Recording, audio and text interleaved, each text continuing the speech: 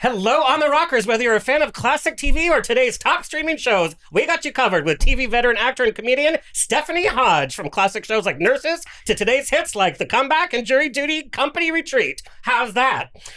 We're going to talk about it all with my co-host, model musician Steven Dehler, and me, your sassy host with the sassy most. Buttons and bows and pantyhose. It's On the Rocks podcast. The place where we're too glam to give a damn. Raise a glass. It's On the Rocks.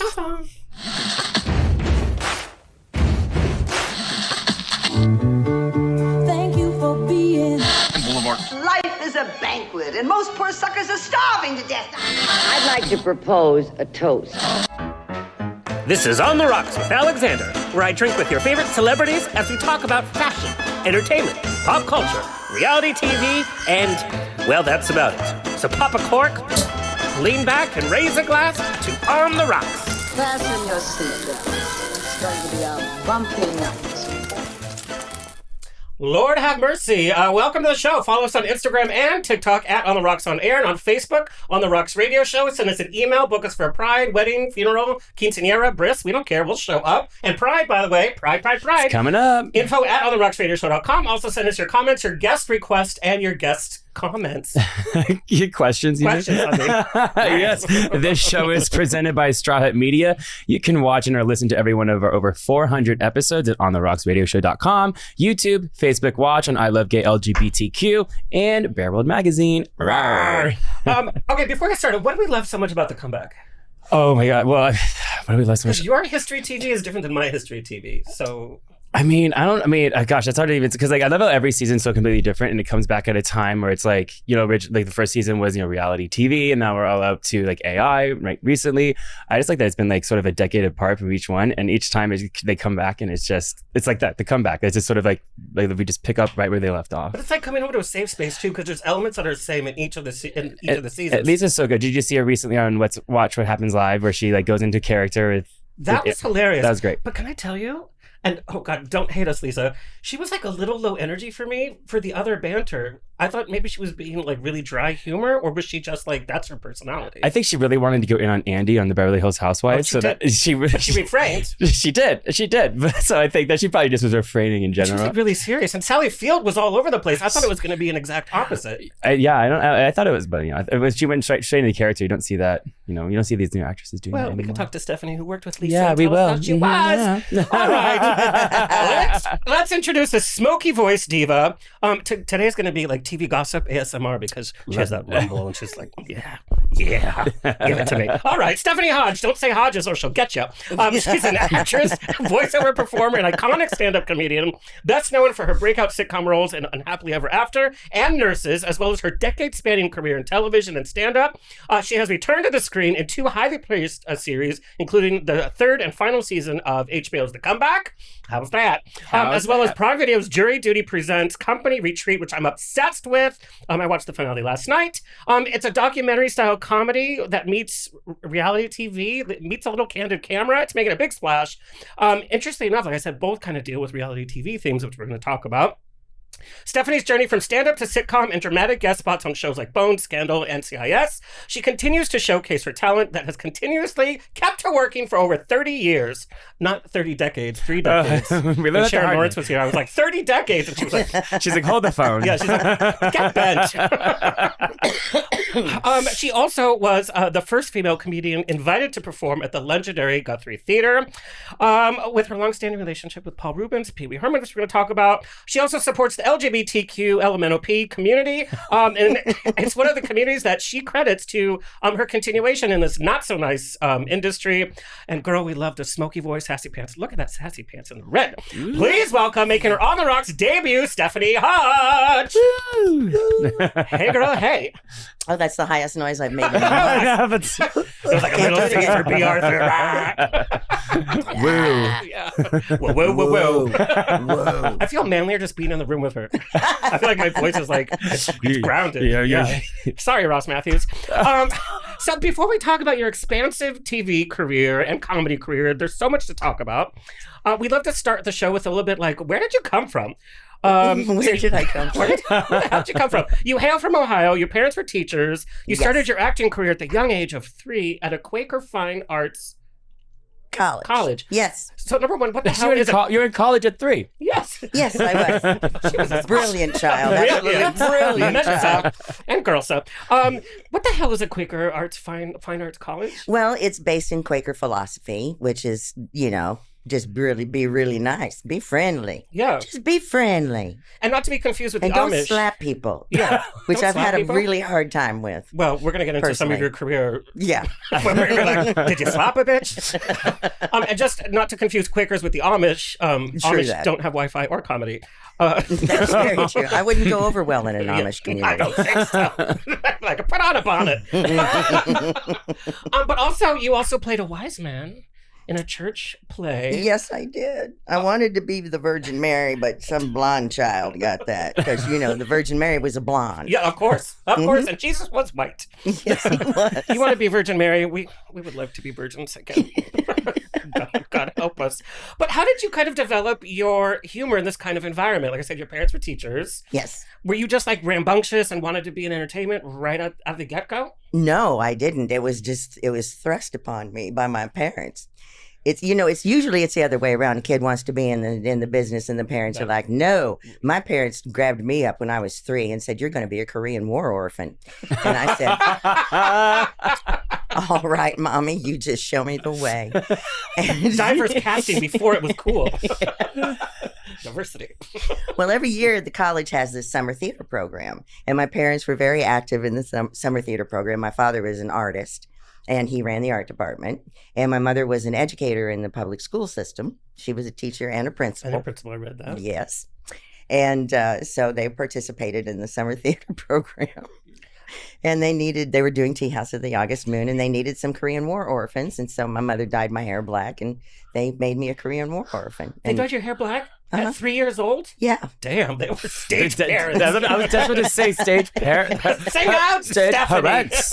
But the cool part was that I wanted to go swimming. So we went to the country club to go no. swimming, and I got in the chlorine, and it turned my hair green, which I loved. I thought that was the coolest thing going when got you're like a 3 with spotlight. green Right. hair. Yeah. Yeah. I thought you were saying the whole pool was going to turn like I black. was going to say all the. Yeah. I was going to be. So she dyed it again, but So is that where you kind of developed your sense of humor, though, too? Or did that come At 3? a little bit later? She was in her black hair with a cigar cracking jokes. I'm backstage. I got to go to the toilet, but they won't let me. Turned green again. I'm not wearing that diaper again. I did pee my pants just before I went. Oh, I do too, for different reasons. When they call out, I'm like, oh, God, I missed that. But after that, they kept putting me in theater during the summer theater thing. So, it was just sort of a natural thing to do. So I continued. And you studied theater, and then you started to study comedy. But Mhm. I want to know how you go from that to being a part owner of a comedy club in Minnesota. There's a missing link here. There is a missing link. Well, first of all, I married the wrong person, but that person got me involved in the comedy club. So, because I had the money and he had the desire, so I bought part of the comedy club with another person. Was he like a Sid Luft where he's like, just sign here? Pretty much, yeah. Yeah, Isn't that funny how that would change your whole course of life, though? it did. It did change everything for me. Yeah, because I didn't even like stand-up comics Yeah. at that point. I thought they were just a bunch of chumps, Yeah. just get a job kind of people. They weren't the nicest people to me at all. I was a secondary human A being. woman, yeah, you're a woman Yeah, in a it's comedy very club. difficult. Yeah, No. that I paid for. Yeah. So, that didn't matter to them at all. So then it was one of those things where I had a girlfriend who came up to me and said, "I bet you don't have the nerve to do this." I'm sorry, was a gauntlet dropped? Did I hear a clank? Did someone call my name? Is there a challenge about it? Chicken. And then she bet me $50, and I went, and there's money involved. You're like All right. inspired. I sat down as an actress and wrote a monologue as if I were a stand-up comic. Brilliant. So I went up and I did it on my little stage, and I did really, really well that It was a first hit. time. Yeah. Do you remember what some of the jokes that you told? Let me see. Oh my God. There were props. I used props. I cut the top of a baby's bonnet off and put it on my face and said Mrs. Jacques Cousteau on her wedding night. So it looked like a fancy, goggle thing. That was one of them. And I think that was the best one I had. So, But it's funny the way you approach it was like a monologue. Yeah. And you're like, audience, yeah, hold for audience applause. Like, yes, yeah. I did. I actually had, okay, you might want to hold there. Just keep talking here. Just keep talking. And that was advice that I got from Louis Anderson at one point in my career, very early on. He said, sometimes you just got to keep talking. Well, Louis Anderson, he kept talking and talking throughout his whole career. And look what his career did. Yeah, I know. Yeah. Phenomenal. Yeah. And I thought it was so nice of him just to tell me. Sometimes you just got to keep talking. But talk about the stand-up comedy club environment as a woman during the 80s.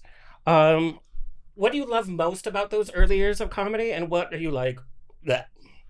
What I liked most about them was just the freedom, because nobody expected anything of a woman comic. You know, they didn't. There wasn't any. There were a few guys that were kind, and that were helpful, but the majority of them did everything they could to sabotage us and harm us and make us look foolish and tell us things that would not be helpful to us at all, and try to get us out of their little game. So it wasn't a friendly place at all with the guys. Were you still married when you started? Yes, performing? Yeah, I was. Yeah. That must have been difficult too. Is that when you kind of felt like maybe this isn't the right relationship? Yes, yeah. Oh, that was. I hate to be nosy, but I am. No, it was. I'm sure there's like a competitive aspect to it. It was. Anyway, I found out he was telling bookers that I wouldn't be booked without him. Because they started. That is a Sid Loft. They wanted to book me without him, and she won't book without me. It was gatekeeping. You know? And then he would tell them I would book for a certain amount of money, and then he would give me a different amount of money that was a whole lot less. And he'd pocket the cash. And he would pocket the cash, yeah. Ooh. So he was a bad man. Yeah. He was a bad, lying, thieving, not very funny guy. And he would steal jokes. If I would write a joke that was really good, he would go on before me, and he would steal the joke. And I would just be standing there going, oh my God. So what did you say to him after? Why did you do that? Well, we're married, and what's yours is mine. Apparently, what's yours is not mine, though. So that doesn't work. Yeah, it was. That's like one of those bad. awful movie husbands you see. Very much so. Very much I mean, that's so, a bad sitcom in itself. Yeah. Yeah. So how did you find out? Well, it was during the process of getting divorced that I found a lot of things out, because I'm calling for bookings for myself, and they're like, "Oh, I can't book you because of him. He said he wouldn't. You won't book without him." Well, he lied. I will book without him. We're divorced. Wow. Well, he told me this, and this is what you book for. It is it? I didn't know that. Thank you very much for telling me. Well, if you're willing to accept less, no, I'm not. Yeah.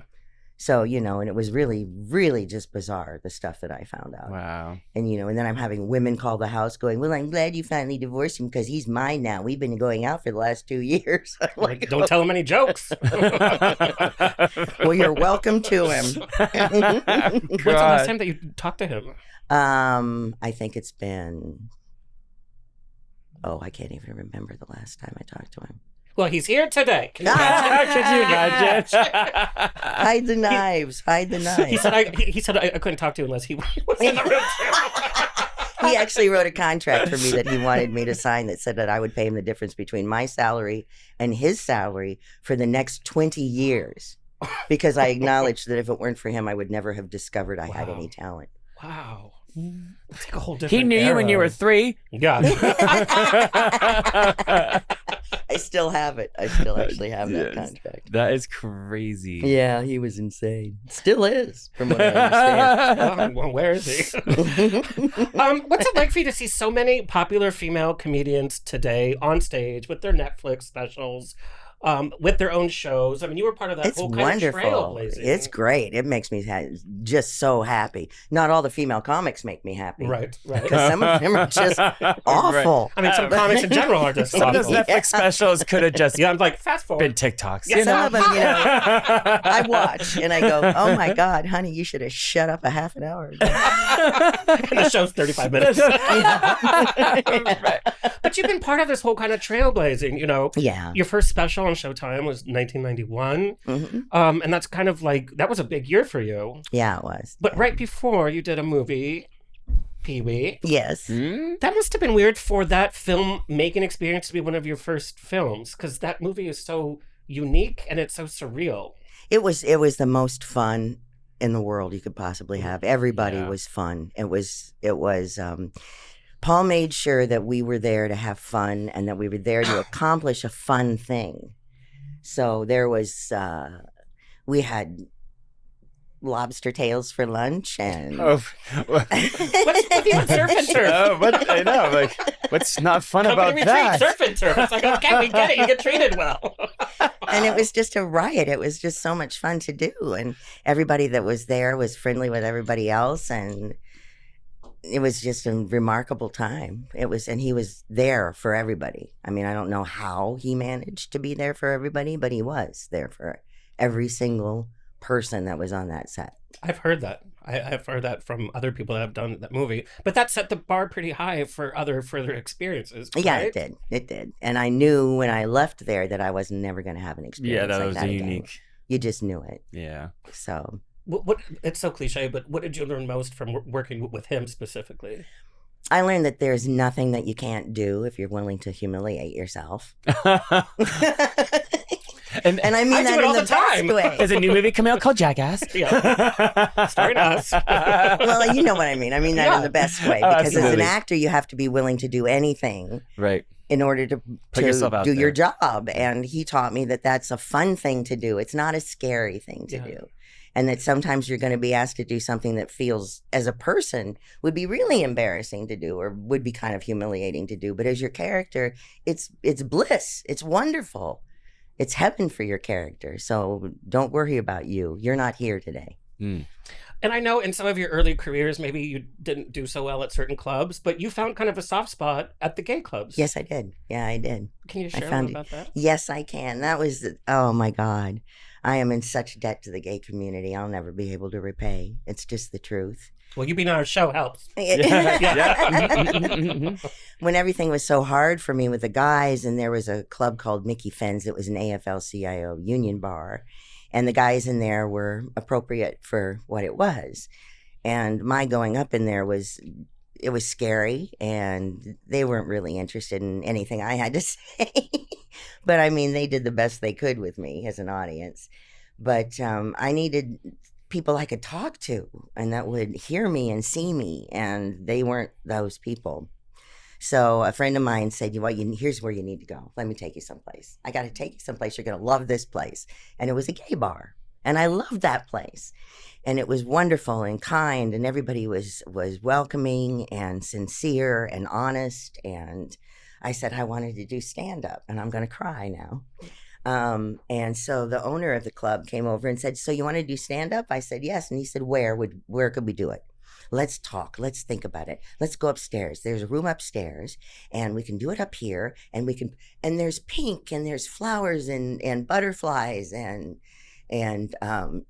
stars and lights. And the next time I come, there's a beautiful stage for me, and there's an audience, and everybody was attentive and kind and meant to be there, and it wasn't an accident. And when I had to go to the bathroom, there was no ladies' room.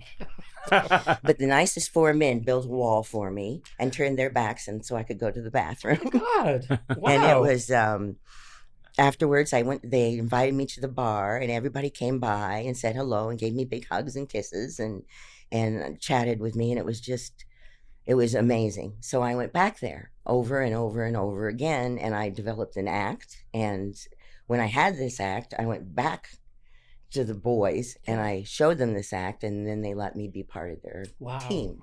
And that would never have happened without the LGBTQ plus community and that gay club and the people in there who supported me. It was like a safe space for you to cut your teeth. Yeah. Yeah. I honestly believe I never would have had the career I have without that. And nobody tried to grab you in the green room. Nope. And nobody heckled me. Yeah. You're right. They shouted from the audience, "Speak on, mother!" You know. Well, and kind of whittling your humor, because the gays can be very vicious as well. That's true. Yeah. That's true. Yeah. So we know that Paul Reubens, I mean, he came out in his documentary that came out after he passed away. Mm-hmm. What is your feeling with that? Somebody had to lead their whole life in the closet, literally their whole life. Well, I knew. That must hurt. I'm I knew. sure. Because we talked about it. But it was one of those things where he was in a lot of pain from that, a lot of pain. Yeah.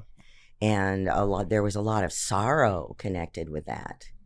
And it was one of those things where in my, white girl naivety, from being from Ohio too, I just didn't understand.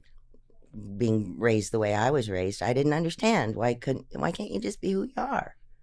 What's the problem? And then he explained it to me, and it broke my heart. And I didn't really understand. To this day, I don't understand why people judge other people for things that are just who they are. I don't get that. To this day, I don't get that. Well, thank you for being a constant ally. It just infuriates me, and I get really angry, and I say a lot of dirty words. Well, let's talk about your comedy. Your Yes. comedy has been known, to be a little taboo. You talked about social political issues. Mm-hmm. Unapologetically. Too much vodka already. I think I better catch up. Yeah. Please do. Have Yes, some more. yes. We know that comedy and its political correctness, it's totally shifted. There's cancel culture now. What is your take, having seen this kind of evolution? Do you think comics should have carte blanche because there's going to be comics on either side of any issue? Do you think comedy should be restricted on a different level than like mainstream media is restricted in terms of having a voice and voicing your opinion? I believe that everybody has the right to voice their opinions. I just think that you have to be careful in how you do it. And I think a lot of comics voice opinions that they don't have because they think it's funny. Right. And destructive is not funny. Yeah. And when you're being destructive about something, stop it. Because people will listen to what you say and they will act on what you say and they will hurt other people on what you say. And that's never funny. And I've had a huge problem with women who do jokes about rape. Rape is not funny. There's nothing funny in the world about that. Nothing at all. And I don't find any anti-LGBTQ plus jokes funny. I don't find that funny. You're making fun of something that people have to live with in a dangerous way. And that is not funny. And I think that we have to be more caring and interested in other people's lives than we are. And a lot of comics aren't interested in other people's lives. All they're interested in is themselves and how much money they make and how big is their audience.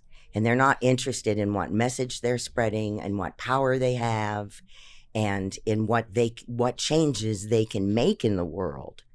They're too selfish for that. They don't care about anybody but themselves. And to those comics, I offer a hearty middle finger over and over and over again.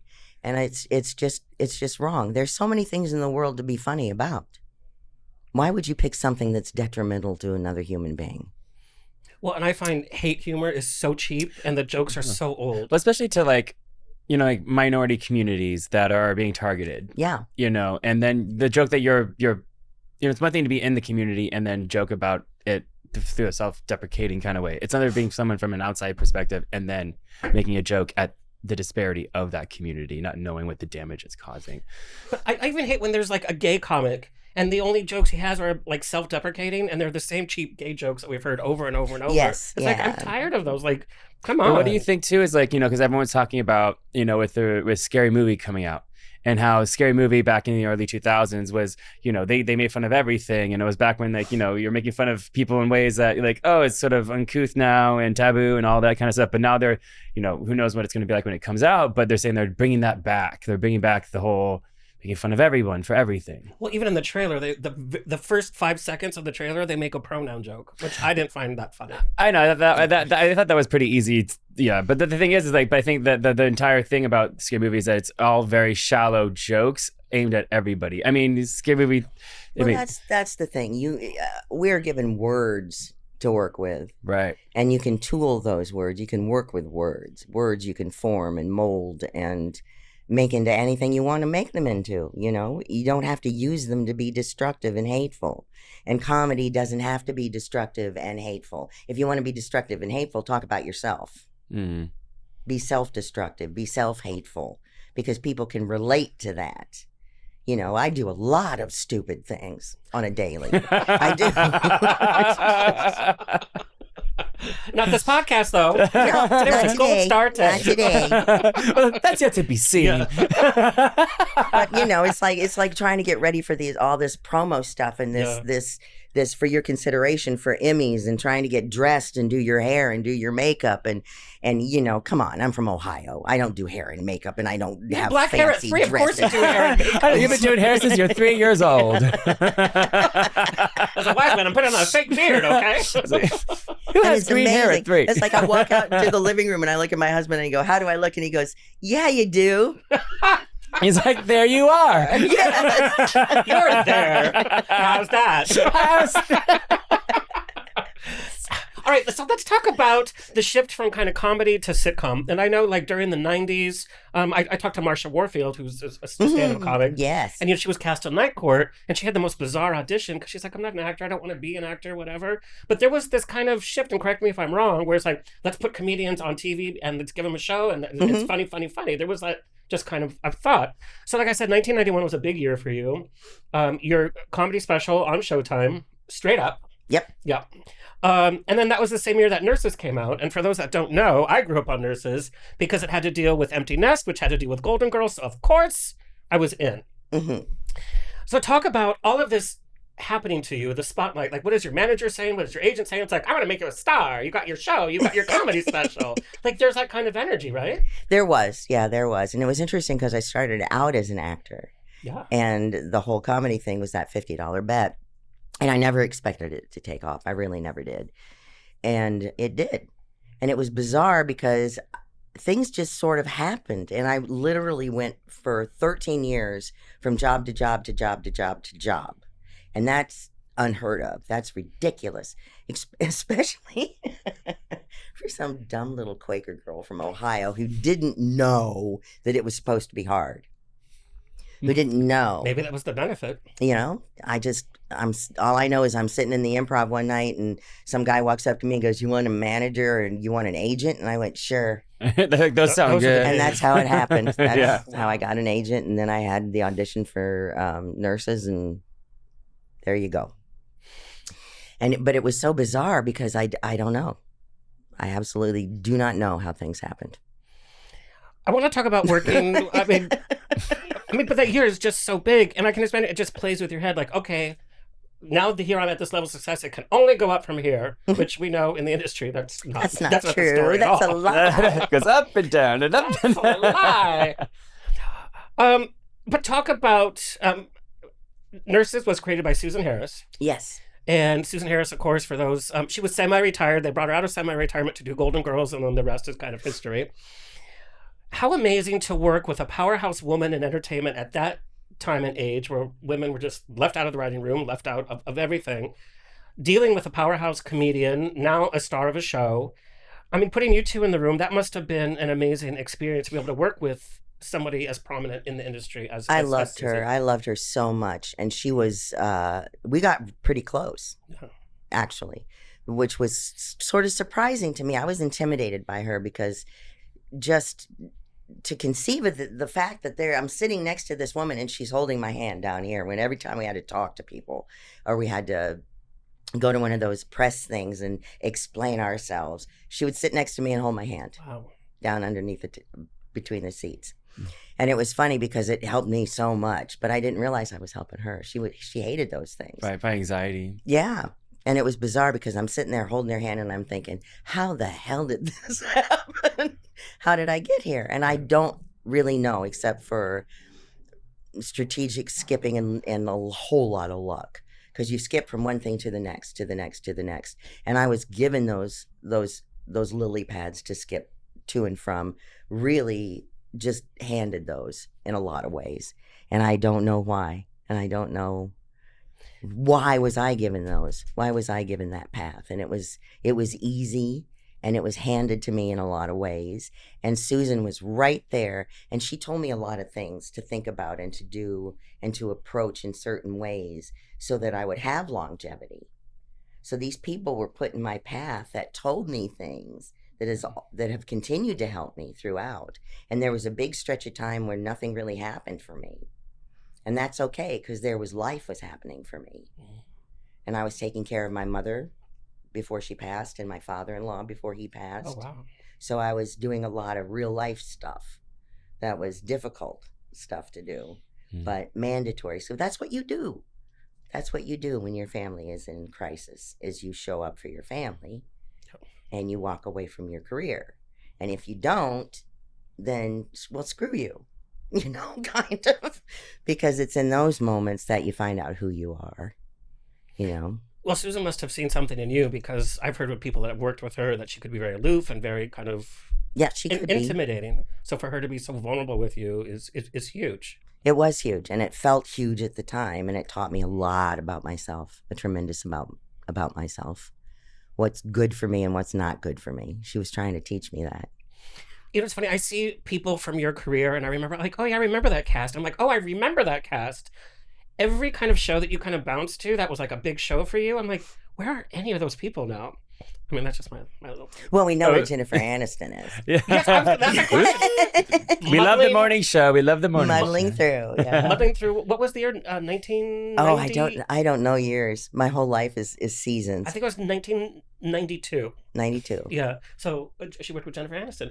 What's your take on her whole arc? Who would have thought that she would have been like, oh, now you're like a lead star in the morning show? Oh, that makes sense to me. Yeah. That makes perfect sense to me. Yeah. Because I could tell on that show that we did together on Muddling Through, you could just tell that she was being suppressed on that show. Oh, wow. And in Leprechaun 3 too. Yeah. She had so much talent and so much to give and so many places to go and so much to do. And you could just tell. You could feel it. I was surprised that she was feel it. able to break through the sitcom kind of stereotype. I remember when she did her first dramatic role, I think it was Cake. She played, she was addicted to pills. And I remember when everybody was like, oh, she's going to do drama. And then we all saw it and we're like, oh, shit, yeah, she can do She drama. can do drama. But the media was setting her up to fail, though. They were they were. Because another sitcom star wants to do drama. Because they forget it's harder to do comedy than it is to That's do drama. the thing, yeah. I feel like a lot of comedians go into these dramatic roles seamlessly because you have to pull from that. Robin Williams. Yeah. And then Jessica Lange said in one of her interviews she hates doing comedy because she can't do it. But she can. Well, She can. Jessica Of course Lange. she can. She's Jessica Lange, yeah, for the right, love of of course. God. She's the supreme. Can't wait till the next season. So let's talk about Nurses, and then kind of how it feeds into Unhappily Ever After, which was another sitcom that you... The show started that you were the lead. The show was kind of centered around your character on both Nurses and Unhappily Ever After. You left Nurses after a couple of years. Yeah. Well, they fired me. Let's be honest. I'm being polite, Stephanie. No, but these are They great let me stories. go. They released me. We have a number of entertainment people that listen to the show of all ages, so I love when people share these real stories. It's like, yeah, the industry will fire you sometimes. Yeah, they will. Like, we don't need you. Bye. Loyalty. Bye. No, Yep. they don't care. Sorry, bye. But people complained. I remember when you were on the show, and I was little, but I could tell that the show was just muddled and it was a mess, and nobody knew what the hell was going on. But then the same thing happened with Unhappily Ever After. They kept changing your character, and it became more of an ensemble. And then who knows what the hell happened to your character? But you left that show after 3 years. Yeah. Talk to us about how it feels of like, okay, the show is geared towards you, the debut, filming the pilot, and it's, Stephanie front and center. And then how did you kind of feel that was changing? And then how did you feel with, when our projects are taken away, we all kind of go through a depression, whether it's a good move or a bad move. I didn't through either one of those. I didn't Really? at all. No. I knew with Nurses, we got a new showrunner, and he was just the biggest son of a... He didn't even look at the girls. After I left, I heard that he would turn his chair to the wall and talk to the wall rather than facing the cast, because he's just that big of a one. And he basically sat me down and said, we're going to let you go because it's absolutely unbelievable that anyone would find you romantic or physically attractive at all. You said that to your face. He said it to my face. The writers can't come up with anything for you to do. And I said, well, then you need to fire the writers. Yeah, get better writers. Of course, this is a show called Nurses. It's about nurses' careers. It wasn't a romance show. Right. It's Yeah. not about love. It's not Right. about sex. It's about nurses. And if your writers can't come up with anything for one of the characters to do, then you need to fire the writers. But clearly, you just don't like me, so you're Yeah. firing They're me. just using that as an So excuse. bye-bye. I don't need this to be a human being. Yeah. I don't need this to be worthy, and I don't need this to prove my worth to myself. I've had really good years here. It's been really fun. And now that you're here, it's not. You're right. So Time to I get to move go on. home and I don't have to face you. I haven't And watched. that's what I told them. So I went home. Well, what about next week? I said, oh, no, you fired me. I'm going home now. Ooh. Bye-bye. Good for you. It's funny. I haven't watched reruns of Nurses because it's not anywhere, but you can watch clips on YouTube. So I went back and I watched. It's like all these things I remember as a little kid coming back. But I remember your presence. I remember your red hair. I remember the nurse outfits and everything. But I remember even being a kid and being. I was raised by a single mom who was strong. Like she was just strong, and you had that same kind of energy, and that's probably what this guy was intimidated by. Not only your on-screen role, but behind the scenes. Yeah, he was. But, you know, it's interesting because I've heard that a lot, that people are intimidated by me, and I don't understand why. It's just, you want the truth, I'll tell you the truth. You know, and if you don't like the truth, then don't dislike me because I'm telling you the truth. You don't kill the messenger. You ask me a question, I tell you the truth. But nobody was telling men, especially network men, these things in the early 90s. That was no. the thing. No, they weren't. They were not telling men the truth at all. And it was interesting because we would have these here's an indication as to his personality, this guy, who's still working and still producing all kinds of things. And I've auditioned for him once before. Once Can you since. imagine? I auditioned for him once since, and he was surprised I showed up because I Good for didn't do you. anything wrong. Yeah. I'm not the one who was at fault in that Right. situation. Was he nervous? Did he acknowledge He anything? was shaking when I walked in the room, and when he pointed at me and said, okay, and his hand was shaking, and I thought, you're scared of me. Like, you're the one that's You the power. silly little putz, you're in charge. Okay, so So you he's here got today. you got the role. Yeah. no, I didn't get Can you imagine if we had all these people lined up to come in? And your next life. is It's interesting. when did 'cause it become Maury? a lot of people are scared of me or intimidated by me, and I'm not scary or intimidating at all. I don't think. At least I don't think so. I feel like if you wanted to do like you have like the ant that can like go down on you. Yeah, I feel I like you feel have- like it could be yeah. like the scary ant, be like, hold on. Do you think that maybe you've softened up a bit over the years too? Oh yeah, I'm a lot more pliable than I used to be. Yeah. I really am. Well, you know, working with owning a comedy store, I'm sure that puts up a lot of walls and makes you like really have It to does. strengthen yourself, It especially does. working with like men that are like that. Drunk men who were showing. But I mean, not much has changed in the comedy scene, especially when it comes to men treating women, especially women working in comedy. Yeah, it's amazing. It's just being on the road too as a female comic is just It's dangerous. dangerous. Horrifying. It's It was a lot. dangerous. I had to lock my bedroom door in the condos. I had to put chairs under the doorknobs. Yeah. I've had to call the police a few times. Yeah, I've had guys try to assault me. It's just And it's awful. I would assume it's kind of a lonely life as well. Even though you're in front of an audience, Mm-hmm. you know, every night you're in your hotel alone, afraid for your life. You know, you're in the green room having to protect yourself from all these, you know, come-ons or people insulting you or whatever. And then you're on stage, but it's just you. It's Yep. lonely. Isolating. Yeah. It's very isolating, and it's very scary. It was very scary, and that's why I quit it. Yeah. I was assaulted, so I quit. Yeah. When's your book coming out? When's your HBO Max show coming out?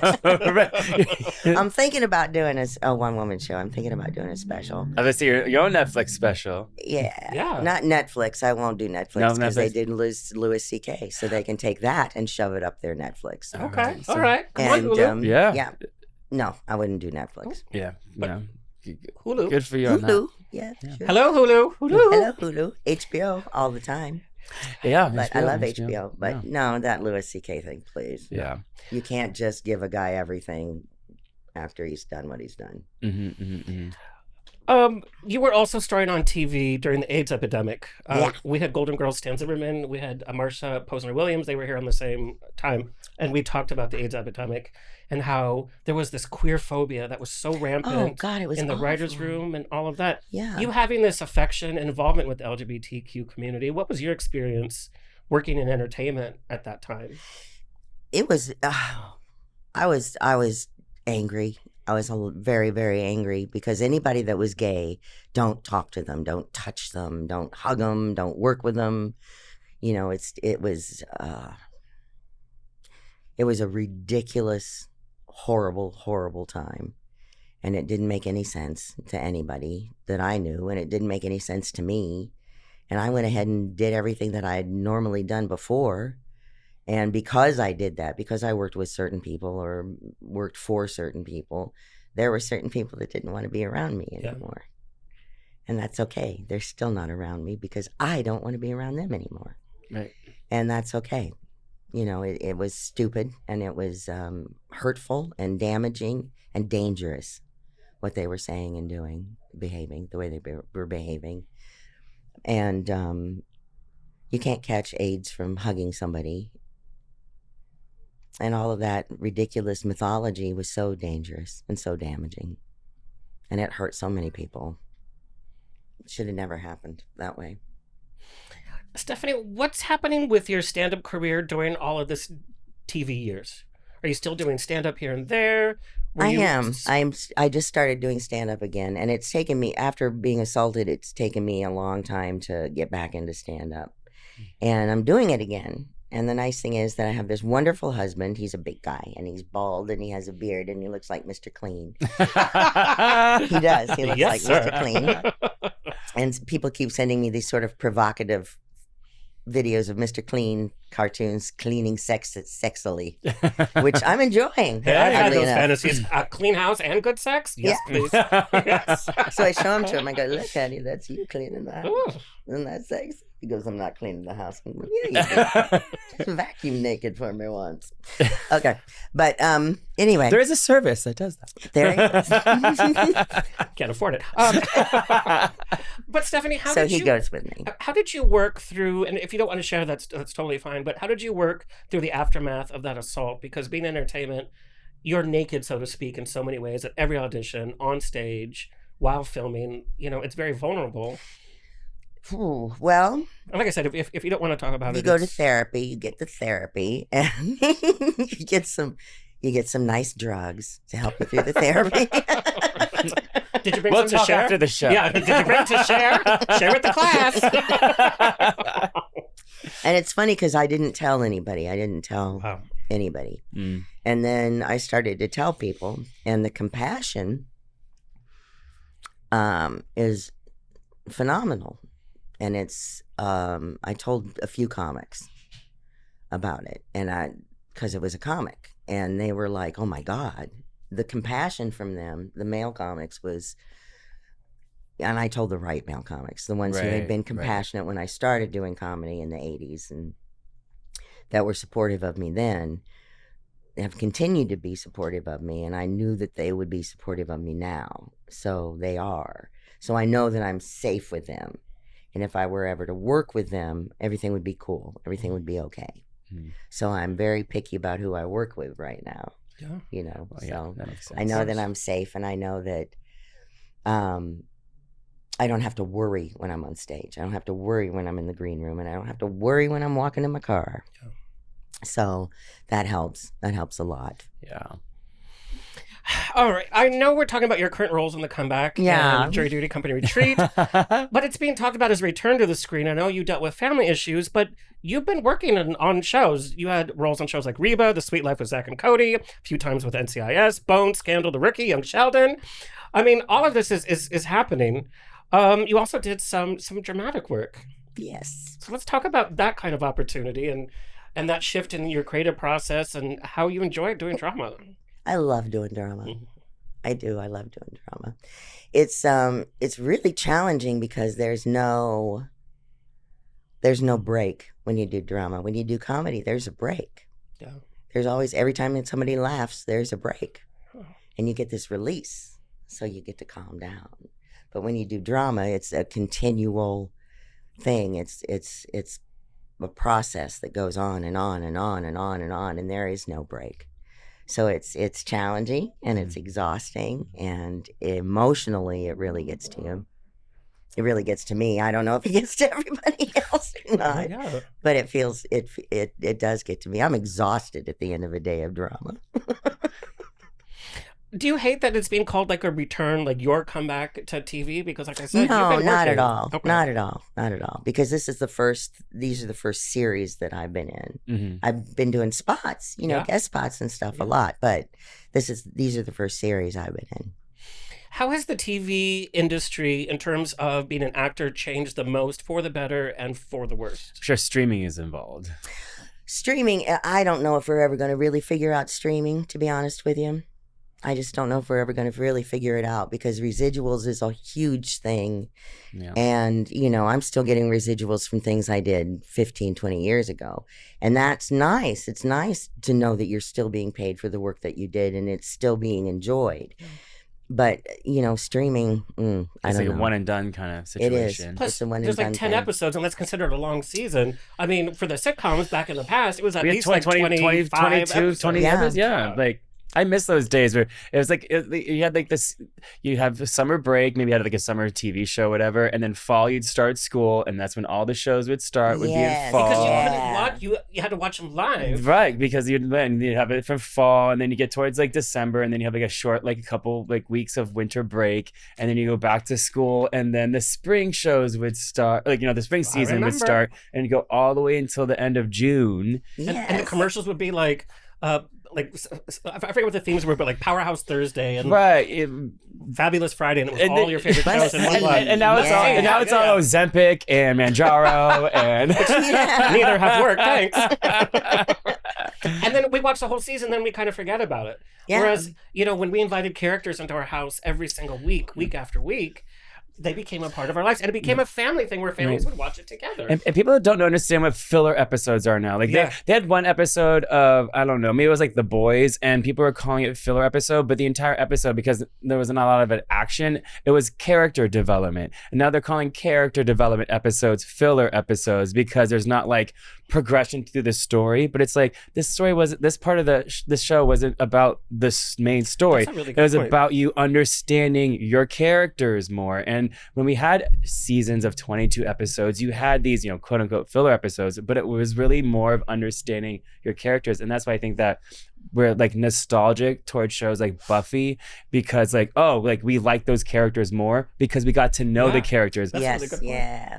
Even with the Exactly. Golden Girls, sometimes the episodes were about nothing. And it was But like, I love that episode. You got to hang out with the characters. Yes. You don't get to hang out Yeah. with characters anymore. No, you don't. You don't get to know those little nuances about them and the little And as an bizarre actor, I'm things. sure that must have been way more fun to be able to do like episodes where you're just like getting to know the character more versus like, oh, this progresses the storyline along. Yeah, it wasn't. It's a lot more fun to do those Right. long. But so much has changed, like even like the audition culture. Yeah. You know? Oh, these auditions are so bizarre. Just They're all remote now. yeah, you film yourself at home. I do it in front of a blue velvet curtain.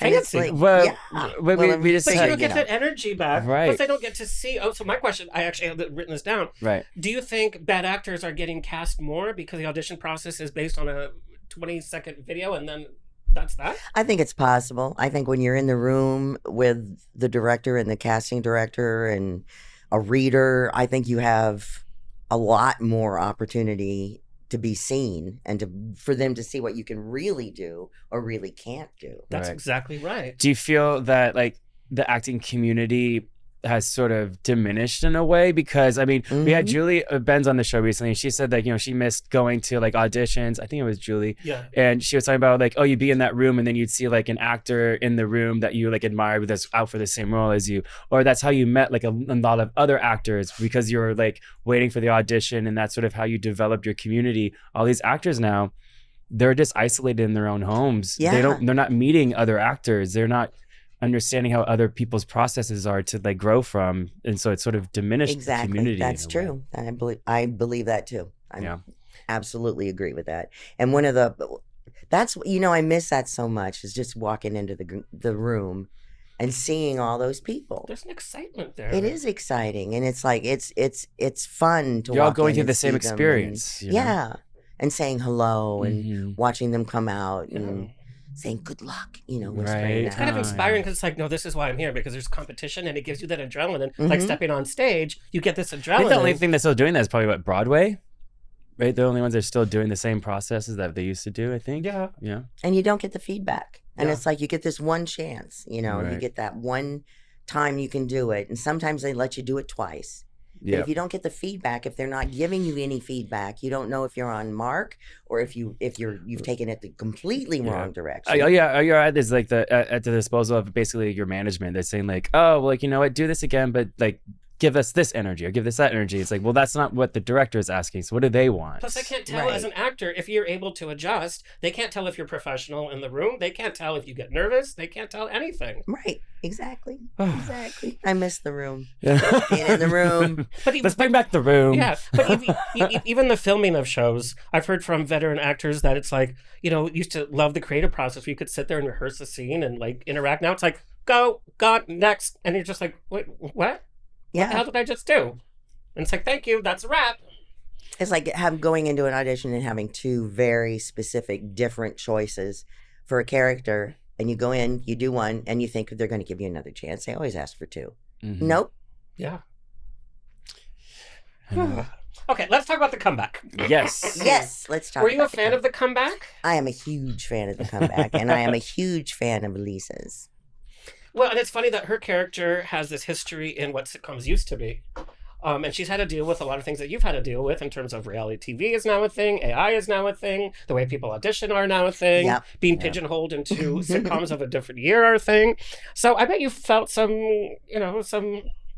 It's interesting. I had said to Lisa, this is like being in the 80s again. I'm kind of loving it. And she just threw her head back and laughed. And because it was just doing the show was like that because they're so organized. They're so on top of everything. Everybody is so happy to be there. Yep. There is just joy. It's like a on that well-oiled set. machine. Yes, exactly. What's Michael Patrick King? Yeah. Oh my God. It all comes please. from the top. Please. He was a bucket list. The show is a bucket Oh, list, and sure. she was a bucket list for me. So I got 3 So many checks. buckets. So many buckets. A lot of buckets. And what an ensemble cast. You Oh my know? God. When we talk about Right. a good ensemble and nurses. Right. Yeah. You had so many great actors, and I love that your character Bev, as assistant AD, I love that you got that nugget. Yes. That was Yeah. such, because during the season, I'm like, okay, give Stephanie something to do. And your just energy, just even in the shot was very grounding. But I loved that Bev got her moment to talk about the industry and passion for the entertainment Yes. community. From the crew's Yes. perspective too, Yes. because we don't ever talk about the crew, and the crew never gets to talk about anything. Yeah. And the truth is, you can have a ton of actors who are just perfection in flesh, but if you don't have a crew that gives a rat's patootie, then not you're gonna- lost. So what was it like? Did you know ahead of time you were going to be given that opportunity, or did you get the script that week and you're like, oh, You're like, ooh. The first thing I got was that speech. The very first thing I got was that speech, and That I was went, the audition? "My God, yeah, yeah. yeah." So that was. I was so excited about that. That was just amazing. That's a great speech. And I too. have to tell you this too. My husband, he's semi-retired at this point, but he is an AD. So Yes. So I get to the audition. I go running into the next room, going, "Guess what I get to audition for? The comeback. Guess what the role is? It's an AD. Oh God loves me." Like, this was made for me. It was. Where were you when you found out that you got the part? I was at home, and my managers called me. Excuse me, and said, "So, you know that part you auditioned for?" Just tell me. And I'm like, they always don't, please don't. You got it. You got the comeback. And I dropped the phone and screamed for like Yeah. 5 minutes. Oh. What an amazing experience, and what a series. And just to work with those people, that whole set, just standing there looking at all those people on set going, just watching them do it. girl, do you know where you are? I'm so curious to know about Lisa because I love learning about an actor's creative process. We know some actors have to be in character the whole time, but her on Watch What Happens Live was so, I mean, she switched character in 2 seconds and she embodied the whole character, but it wasn't a put on. Valerie Cherish still is very, she's very subtle. Sincere.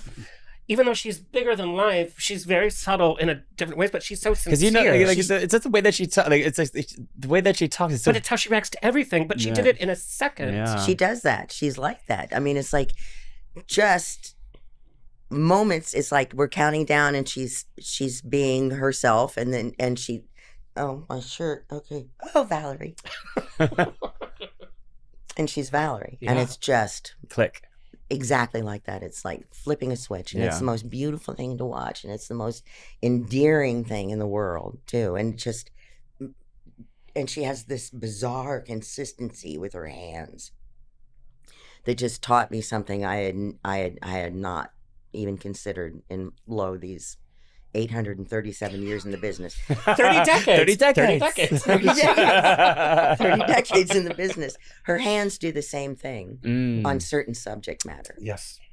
And it's a bizarre thing that she does not do herself. Yeah. But on certain subject matters, her hands do the same things. She also talked about her hand movements when she played Phoebe. It was very much part of the character, but her hand movements as Phoebe is not. No, totally different. Cherish. Totally different than Cherish. That's crazy. What a great opportunity to be. Just a phenomenal, just amazing. And the way that she clicks into character is just a click. Yeah. And I learned that from her. I learned that to just not to suffer the character. Yes. Not to suffer the character, but just to be the character. Yeah, to embrace it. It was amazing. So fans love the comeback. You know, we could have season after season. We know that they waited years, between seasons. But she's like, okay, the show, let's end it, and let's end it. You know, you left Nurses, you left Unhappily Ever After. Mm-hmm. As an actor, how do you know when it's time to say no? And I know that they asked you to kind of leave, but I'm sure you felt it, that you were kind of over it was too. done. Yeah, it was done. As an actor, how do you make that decision? Because you still have a family to support, you still want to work. But when do you know when to end a show? When do you know when to say no? When do you know when to step away? When what you're doing is repetitive. When what you're doing is the same thing for the third time. And you know it. And you can look back in the scripts and you can say, okay, we did this here, we did this here, we're doing this again here. And I don't want to do that. And this is not, there's no energy being put into this anymore. It's very one note. Yeah. And when the energy is gone from the writers and the producers, there's nothing for me left to put in because it's being stopped. There's like a dam that's put up. And there's no challenge. No, there's no challenge. You feel stagnated, kind of. And no matter how hard you try to bring energy to it, no matter how hard you put yourself into it and you try to click, it's just repetitive. And I think that bleeds into every aspect of life. I know Steven and I, we're going through different, we're changing different things in our life, and we're thinking about what's the next step, and part of it is we're done with that. Certain things that got to move on, even if it's uncomfortable, and scary. You just have to do it. You have to. Okay, we have to talk about Jury Duty, Company Retreat. This show is out of control. So for those that don't know, I'll sum it up real fast. This is the second season, and here's the concept. There's a whole cast of actors, and then there's one person that's brought in who's not an actor, who doesn't know that the other people are actors. They think that they're filming a reality show. So for this season, Company Retreat, this gentleman is brought in as a temp to this full office. There's an accountant, there's marketing, there's HR, there's the CEO, there's the CEO's son, and they're ramping up for a succession, so to speak, but they go to a company retreat out in like a camp center, and the one guy doesn't know that he thinks it's a reality show, that they're doing like a company themed reality show, but everybody else is on the gag. Here's the other gag. The whole cast had to be in character for 24/7 because they were out at this retreat with the unassuming guy. So you just had to improv the whole time. And it was improv. It's not even like, here's your script for today. Why did you say yes to this crazy concept? So it's basically method acting, but like as the acting. But 24/7? Did you get paid overtime? Yeah, how do you We get worked paid? a deal with How the do you get union. paid for something like Yeah, that? how right. do you? Well, we worked a deal with the union. That was it was good for us and it was good for them. So everybody's So, happy. as long as everyone's happy, that's all that matters. Everybody's happy. But it was a challenge, man. I'll tell you that. There were times when you just felt like, where is my brain? What am I doing? Who am I today? I don't know. And it was challenging. It was really hard at times. And at other times it was just a breeze and so much fun and fantastical. It was just fantastical at times. And other times I thought, oh my God, I'm killing us. I'm killing all of us. And we all felt like that. We all felt like that. Do you at guys have like different times. powwows where you're just sort of like discussing Yes. what you guys were doing? But you Yes. never knew where the guy, because you never knew where the guy was going to show up. So Right. like even they would have to have discussions that maybe he would never even hear as the characters, because you never know where he was going to come in or what cabin he was going to go to or who he was hanging out with. Oh, I lost my earwig. We had these little ear things and our director would talk to us, and I lost mine. Ripped off a shirt in a quick change, flew somewhere in my room, can't find it. So I have all the women in my room trying to find this thing. These are expensive pieces of stuff. And everybody's crawling around trying to find it. We all have our phones out, and we're not supposed to have any phones. We were Right. supposed to have turned those in. Sure. But they gave them back When to they us. check We into all camp, do yeah. that. So we have our lights on, and we're looking around under the bed and everywhere. And who knocks at the door? Anthony. Oh, That's the no. And Jackie opens the door. Lanisa Yeah. opens the door, and she goes, "What do you want?" And scared the crap out of him. And she's got her phone in her hand, and she goes, "What do you want?" And he goes, "It's lunchtime." She goes, "Well, we'll be right there." And it just looked insane. Yeah. And I'm standing behind her with my phone in my hand, and I shoved it up my shirt like this, just because I would put my hand up my shirt for no apparent reason. That's the character. Helen's a little freaky. Helen's a little freaky. She's cooking the books and And he didn't notice a thing. yeah, well, he was That- so sweet. He was so sweet. And the fact that was his natural self, I mean, he wasn't playing a role. Totally That's even himself. just like, He changed. You know what is amazing about this guy is that he changed our lives. He changed every single one of us as a person.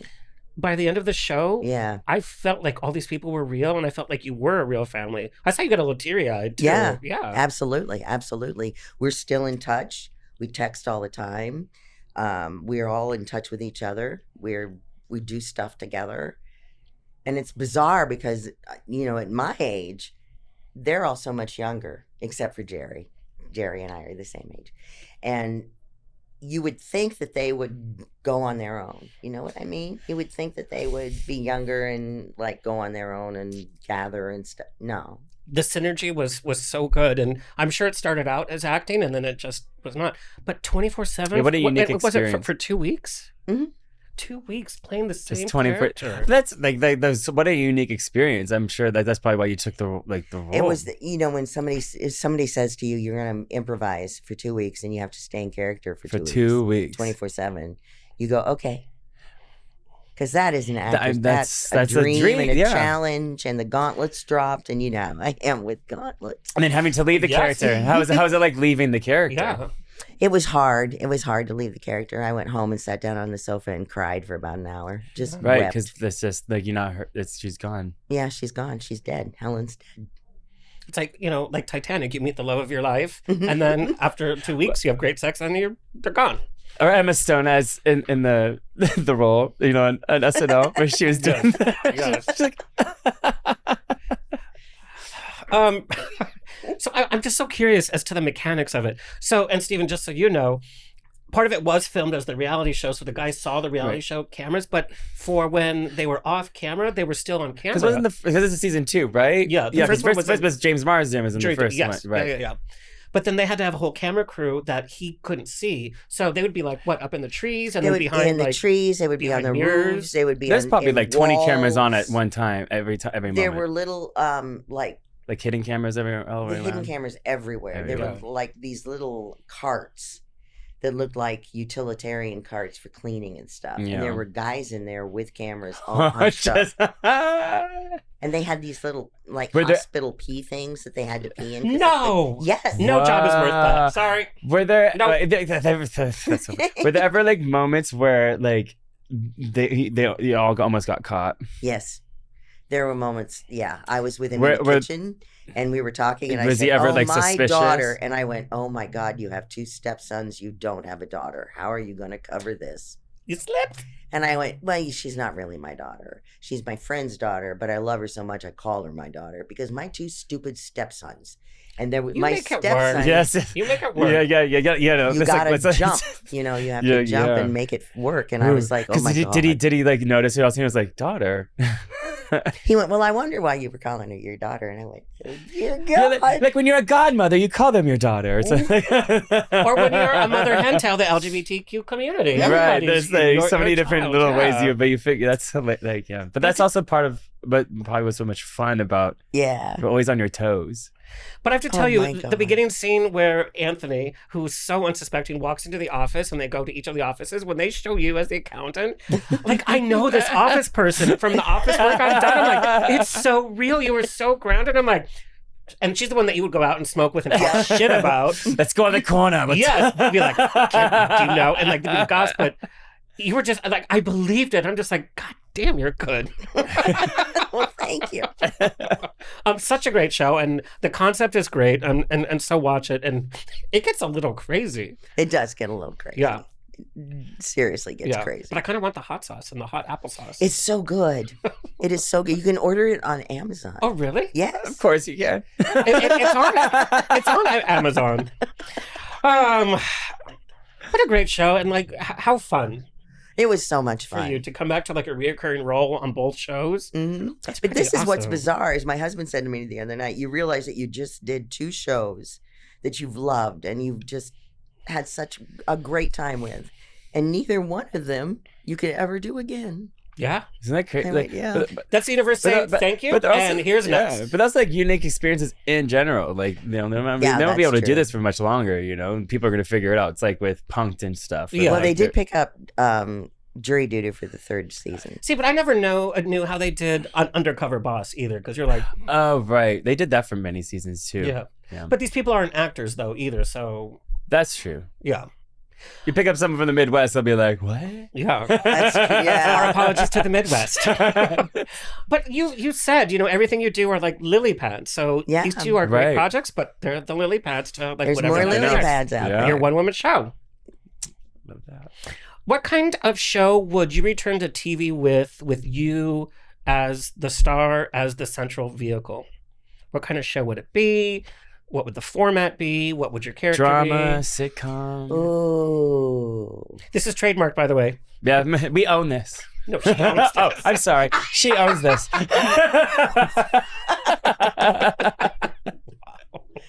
Oh, wow. I don't know. I haven't even really thought about that. Put it on your vision board. I know. I have a vision board. I do. It Well, has there should be dogs on on it. it. Because I have a cat who's slowly dying. It's old. It's an old cat. Mm. Wow, you know how to keep the show up I know. But aren't we all slowly dying? every day, every day. Every day. Every from the day. moment you're born, you're dying. Someone said to me recently, from the moment you're born, you're dying. You're and I dying. went, get out. Get out of my But house. sometimes you have to remember that. Whether you want that extra piece of cake, or you're afraid to go for that, or you're afraid to make a change, or you want to have another drink. Like, just So drink and eat the cake. Eat the cake, have a drink, and don't be afraid. Let's see, what would I like? I would love to be like in charge. I would love to be the woman in charge of something. Like More I of a don't know. producer role. no, like her character. Right. Like but my character. I would love to be in charge of something. Like, I don't know, an orphanage would be fun. Miss Hannigan for the new year. oh my God. I know. But do you feel like being in a producer role would help benefit that for you to have more choices for your roles? I think so, yeah. Yeah. Would you want it to be a comedy, a drama, a dramedy, A dramedy. an HBO or NBC? HBO. I guess you're doing like a mockumentary. Yes. A But, like, mockumentary. Like, would be because it has the drama and the Yeah, I comedy could see you in do a it. mockumentary. Yes. I would also love to see you the head of a brothel that gets into like Yes. drug trafficking and the crimes. Yes. That could be a But, like, mockumentary style shot. like she's the power, but there's like really like important life stories happening as to why girls come to the brothel. I But would love you- that. Okay, I would love to be the queen of a brothel. AI, write it. All right. So I guess we do own it now. Yeah. Because I had a past life regression done once, and Oh. I So was you told did own that a I brothel. worked in a brothel. I was not a prostitute. I refused to be a prostitute, She was making soup. but I was making soup. I was the cook. And you were cooking the books just now. I was cooking the books. So I could see this like a madam though. I really can. You're just like everybody comes to you for help. You help the poor, but then you also steal from the rich, and then you get involved with your girls like doing the A drugs. brothel's version of what was his name? That steals from the rich and gives to the poor. Robin Hood. That Robin could be Hood. like a little Sopranos. Your name will be Robin. Yeah. Robin. There we go. I like it. Robin. We already figured out the entire show for you. This one is so good at the quick things. Like, I'll write the whole script and the copy, and I'll be like, here's the title. I'm like, God damn, that's really good. I can't come up with the title to save my life. I want to know, what are you watching on TV? I am watching The Boys. Well, what do you think of it? The couldn't last get into that season? show. I don't know if they're hitting the last season. I don't know either yet, but I like. We The only got Boys. one more episode, right? I know. It's crazy. I'm watching The Boys. I'm always watching Law and Order because Oh, once you Mariska Hargitay. start- Mariska Hargitay. yeah, Mariska Hargitay. exactly. She still keeps it up, and she still has new talents. My mom and I used to watch it every single week, and my mom was like, "Oh, Well, watch." Melissa McCarthy being on one of the most recent 'Cause they're best episodes. friends. I know. Like, did you see that whole behind the scenes where like Yes. Melissa like walks out and she's like, Yeah. "What?" Laughing. But we joke that Mariska can do anything, right? She's like, oh, she's going to do a tracheotomy. In the next episode, she did the pen and the thing. I'm like, yes. And my mom's like, what? She's going to be able to speak Spanish. And the next thing, she's like, Well, while they were filming a lost child in Central Park, like went up to her while they were filming because he like thought that she was like an actual police officer, and then she found the child's mother while they were filming on my- set. yeah. But Law and Order SVU especially, that show's not going anywhere. No. But can you imagine as an actress playing that for so many, talk about getting wrapped up in a role. Really? Yeah. Yeah. Well, she just came out with they reopened all of the cold case rape kits. Oh, she's been instrumental. with that whole Yeah.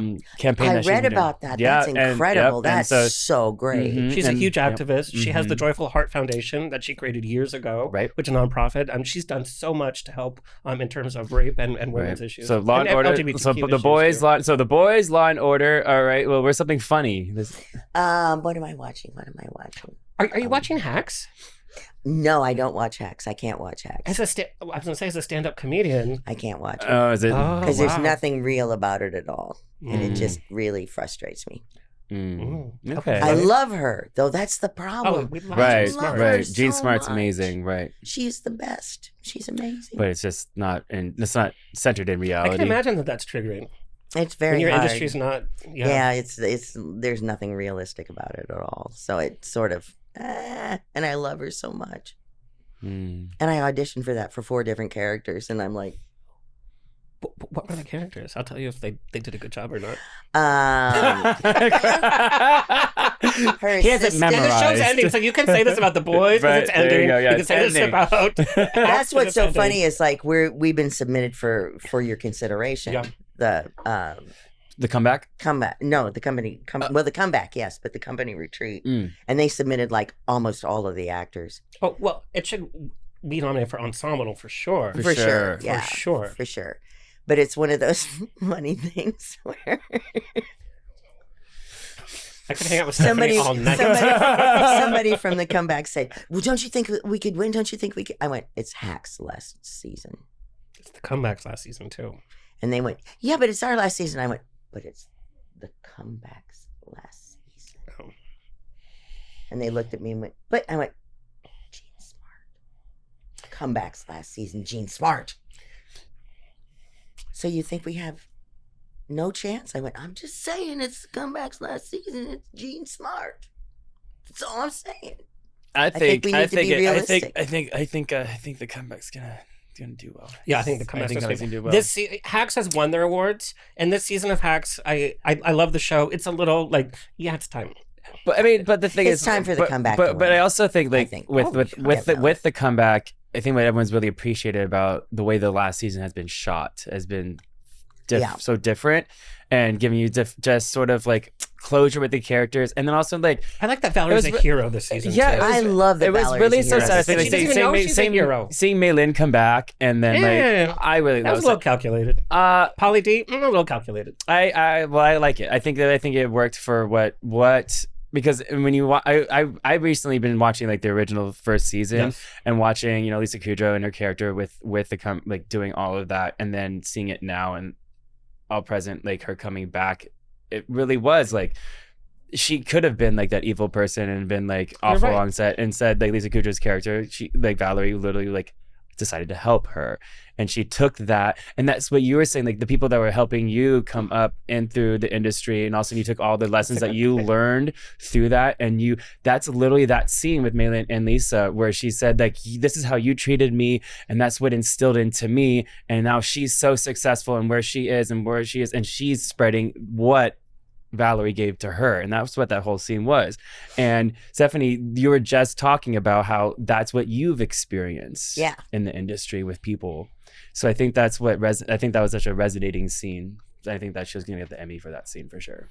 Well, the Mickey episode was unbelievable. I mean, that was great. To balance comedy and drama like that. I mean, I was in tears. Dramedy. Yeah, I think I even texted him like, I'm crying. He did text me and he's like, you have to watch this episode right now. And he doesn't cry anything. He'd be Steel Magnolias. That was a hoot. Well, I mean, that's not true, but still. Kathy Bates. Kathy Bates is not. Oh my God. I know, He's such a bad gay. He hasn't even seen Beaches. I have seen Beaches, but we called it Betches back then. Now it's called Beaches or Bitches. Oh, never mind. I made him watch Terms of Endearment because he could play the theme. Where am I going with this? I don't know. Okay. Anyway, continue. What other TV shows? What TV shows from the past have kind of like those are my go-to TV shows? Like your comfort The Wire. ones. Yeah. Warriors. Wire. What's Warriors? No, Warriors. Yeah. The Warriors. Warriors, based on the writings of Bruce Lee. Oh my Lord. Oh, it's a wonderful, wonderful, wonderful series. And the fighting is it's so choreographed. It's like ballet. It's the most beautiful thing. Warriors. I'm gonna look it up. Warriors. It's oh man. I didn't think I would enjoy it because of all the fighting and stuff. Yeah, that was out of left field, kind of. Yeah, but my husband said no. This is Bruce Lee stuff. This is philosophy. Because it is And really it's stylized. choreographed. Yeah. Yeah. And he said, you've got to watch this. You've got to see this. And I loved it. I just loved it. It's so beautiful. And it's just really good. And I really liked it. So I watched that. And what else am I watching? What sitcoms are you watching? Sitcoms. I have to tell you, my sitcom watching is I know. I don't really think of anything that's. the last can't show I think kind of of watched that anything. was a sitcom. It was like Modern Family, and it wasn't But like it's my like favorite. When I think of sitcoms, I think of multi-camera, like Friends, Will and Grace, Seinfeld. Like That that's kind of not- doesn't exist. That's except what I think of like Reba. sitcom. Like the new well, Reba they have a new. with Melissa Peterman, and you were on Yeah. Reba, by the way. Like that's what I think of like sitcoms. I It's wore like her ones that are pants. in front of You a wore live her studio. pants? I know. Isn't that outrageous? Because they don't let the stars' clothing. Nobody wears the stars' clothes. You know what I Oh mean? really? I mean, you're the star. You've got your clothes. That's it. And they couldn't find a pair of pants that fit me without like taking them in and stuff and making them weird. So Reba came in and she goes, "What's the problem?" They said, "We can't find a pair of pants that fit Stephanie." She goes, "Well, she looks like me. Put her in a pair of my pants." So I wore Reba's. And the fact that she told you herself was like, You know what? But I hear that about Reba.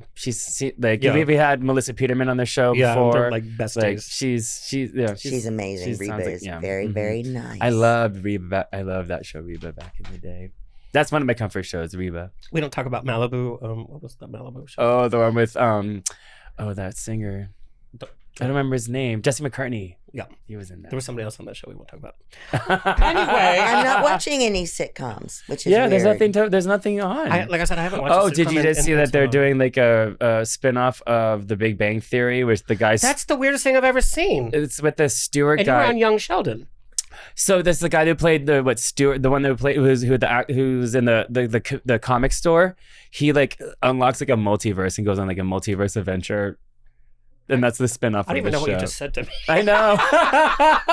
Isn't that crazy? I heard multiverse and immediately went comic books. Yeah, yeah. He's a comic. I'm not. I'm Star Trek, and that's it. That's true. All right, we need to wrap up. We literally could just we just shot this shit. We're like, oh God. Stephanie, you've been such an ally to the LGBTQ community and continue to do so. What is your message to the queer community right now? Never give up, never stop, never listen to anybody that does anything or says anything that's negative. Everybody deserves to live their life the way they choose to live their life, and I will die on that hill. And I love what you said. When you grew up, you just were like, what's the problem? What's the issue? What's the problem? Maybe we should all go to Quaker Fine Arts College and dye our hair black. I was going to say, we should all dye our hair black at 3 years old. Yeah. Diversity cast. Stephanie, you have done so many. Does it bother you when people say, oh, I grew up watching you? No, it doesn't bother me at all. Because I know some people are like, when I walked in, I was like, I grew up watching Nurses. And you probably were like, oh, God, here we go again. No, that's great. I think that's great. But you've done so many media interviews, press junkets over the years, and I'm sure media questions have changed a lot. Yeah. What is a question that you wish people would ask you more or even ask you in the first place? Or also, follow up, which ones do you want to ask less? Oh. Don't ask about Nurses. I can't tell you more about Nurses. If you want to see it, look at my I'm not pretty. That's what we know from Nurses. I remember when you walked in, I was like, I literally was like, that's my mom, because you were like in charge of shit. You had a strong personality, and you know my mom. Yeah, oh yeah. Mm-hmm, mm-hmm. It's so funny because when I did Nurses, I was thinking of my mom when I played that character. My mother was the principal, right? The principal, yes. Were they strict at home? Well, yeah, she's a principal, so I assume that she'd probably be pretty strict. But she's also like a stage mom too. Yeah, that would be strict too. But she was a gentle stage mom. Mm-hmm. She wanted me to make sure that I fulfilled the characters. She's a stage assistant. Yes, exactly. But she didn't want me to think that I was, that acting was like a thing. It was just another thing I did, like she just probably saw your talent before you even saw it. Or playing softball. It was like playing softball. It was just another thing. Did you play softball? Yeah. Oh, I'm sure you were great. Yeah. I'm sure you had the one-liners to get the other team riled up too. When are you gonna get tits? Who's up first? I don't care. Yeah. I'm gonna hit you with this ball. You might as well duck now.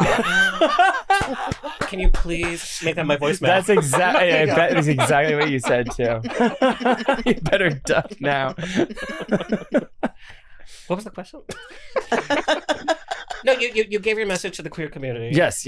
I asked if it was conservative at home. I was on a roll of something.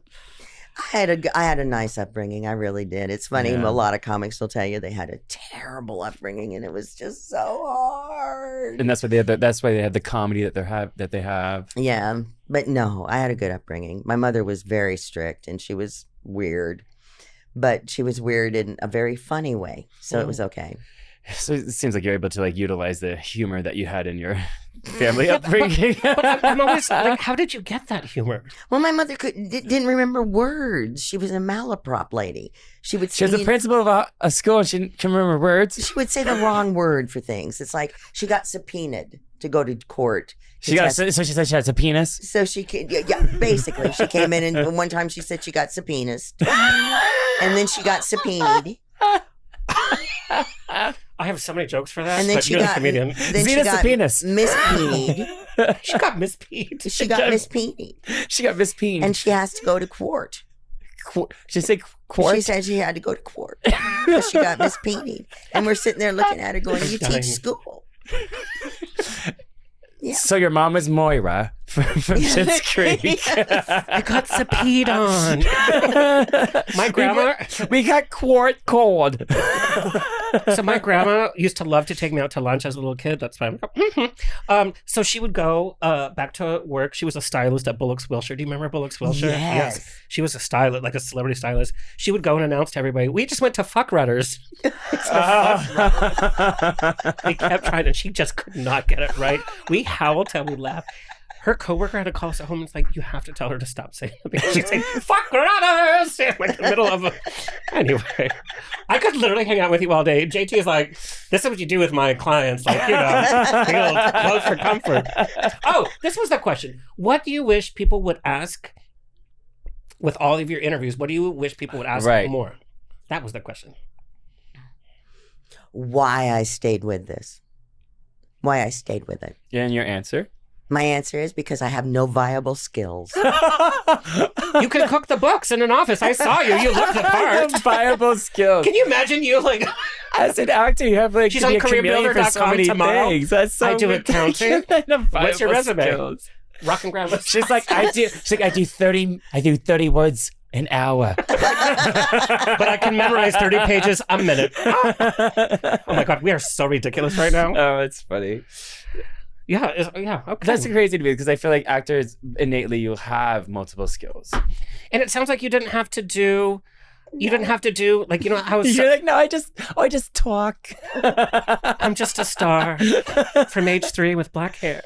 I worked at Macy's once for a while. I literally was just gonna say, it seems like you were Isn't not that the where kind Winona Ryder saw things? No, that was... I walked out. Because one of the customers called me a C word because her coupon was expired. Oh my, no, that's not worth that. And then one of the other... It's not like you expired the coupon. No, I didn't. I said, I'm sorry, your coupon's expired. So she called me the C word. And I said, you know what? I've had it. Yeah. I don't need this crap. I don't need to be called that by you or anybody else. Except my husband. And then it's kind of exciting. And he'll just steal the joke And from so you. I turned to the woman who's next to me and I said, I quit. And she goes, you need to apologize to our customer. I said, no, you need to apologize to me for your existence. I am leaving. I am done. She goes, but your shift isn't over. I said, well, yeah, it is over because I quit. This is in your Lifetime movie. She goes, you can't leave me at the cash registers all alone. I said, yeah, I can. Watch. I love that. That's a scene in your HBO Max Write that down. Yeah. Okay, and That'll finally, be the documentary. Oh my God, we are so. Oh, I'm so sorry.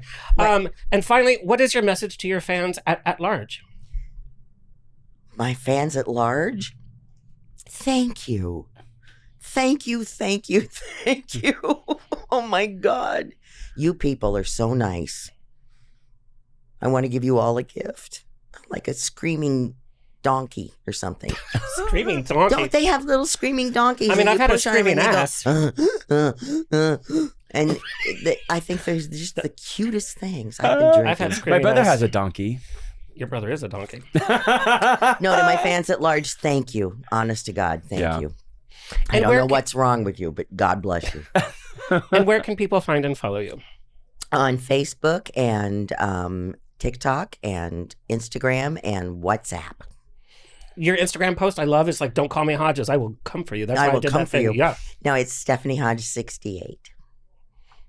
Not I don't know why 69? it's 68. Not 69? Not I was about to say, I was like, 69. what? Why 68? That's not even your I don't birth know. year. It was just the only thing that was available.